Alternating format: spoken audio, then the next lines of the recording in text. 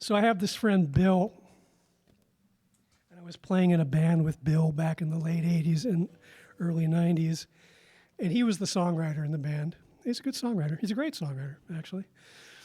And I wasn't at the time, but I was trying to pitch him material, and I love Bill, but he was really ridiculing me. He was awful. We're still friends, but to his credit, he introduced me to Harriet. He's like, if you want to learn how to write, because I wanted to be a songwriter. That was like my thing. And so the teacher, when your student is ready, the teacher shows up. Just paraphrase an old saying. So I called Harriet and we made an appointment. And the first time I met her was in the coffee shop in the lobby of what's that hotel on Hollywood Boulevard? The Roosevelt. It was the restaurant in the ground floor of the Roosevelt. And she was there with her friend Jeff Casey. And I was there with my Walkman with a song that I was working on, which I found the lyric sheet for. Yeah, I mean, it's faded. I printed it off at wherever I was working at the time on a daisy wheel printer. You can barely read it. But here's what it is. I can remember the chorus, but I'll just give you a little bit of this, okay? Is that all right? You can't seem to get where you want to go. It seems there's always something you don't know. And don't it seem like you're out of the flow of life? Stick with me. You can't change some things in this world. I know you try, and I know you'll get hurt. But I'm sure you won't be the first to have tried, because it ain't easy. Sometimes it gets so bad. It ain't easy, but it can be had. So Harriet put on the headphones and she listened to this song. It was all right. It was a work in progress at the time. I don't know where that cassette went. It's long gone, but she seemed really concerned about my state of mind.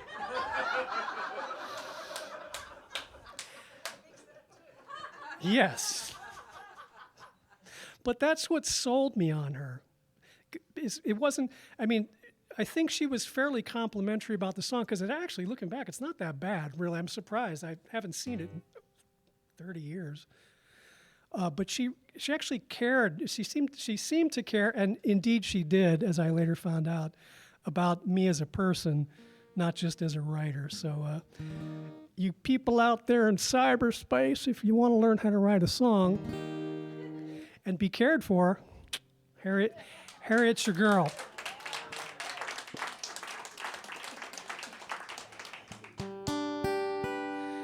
Now I'm going to play this song that I wrote with Harriet.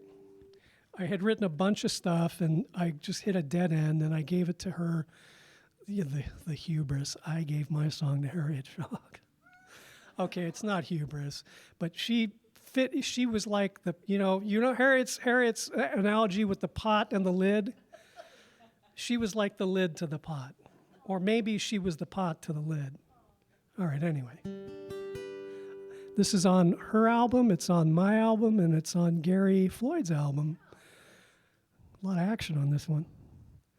It's called The Quietest Part of the Day.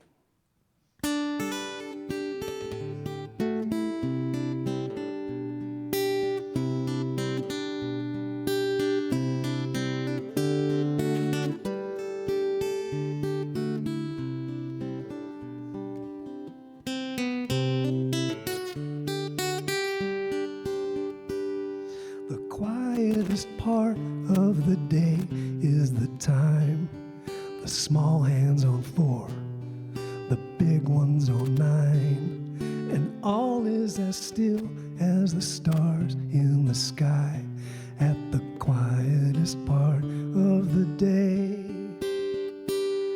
The crush of the carpet that's under my feet, that place in the floor where the boards always creak, the sound of a heart just beginning to beat at the quietest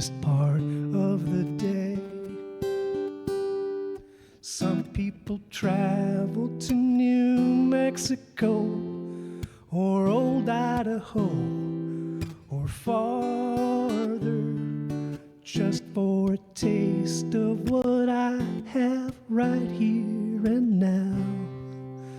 So why bother? You know the gears of this world are in need of some grease, and gravity's hold would greatly decrease if I were able to carry a piece of the quietest part of the day. Now tomorrow the cycle will surely repeat. I'll be miserably tired, dead on my feet, but I'm perfectly happy to trade a night's sleep for the quietest part of the day. Now some people like all that noise in their heads, and medicine turns down the volume.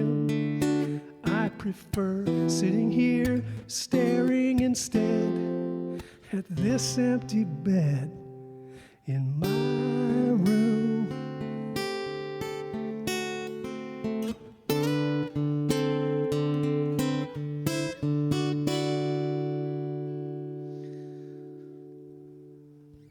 I take a breath out and another one in.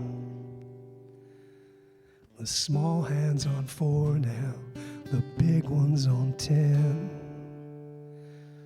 I'm right where I am and not off where I've been, at the quietest part of the day. And when it's all, and when it's all over and I'm looking back at what turned out right, and what went off track, the one thing I'm certain that I'll want to pack is the quietest part of the day. Yeah, the one thing that might just be hard to give back is the quietest part of the day.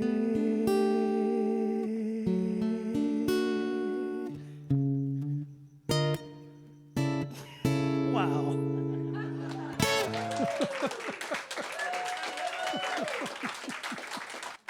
Oh, thank you.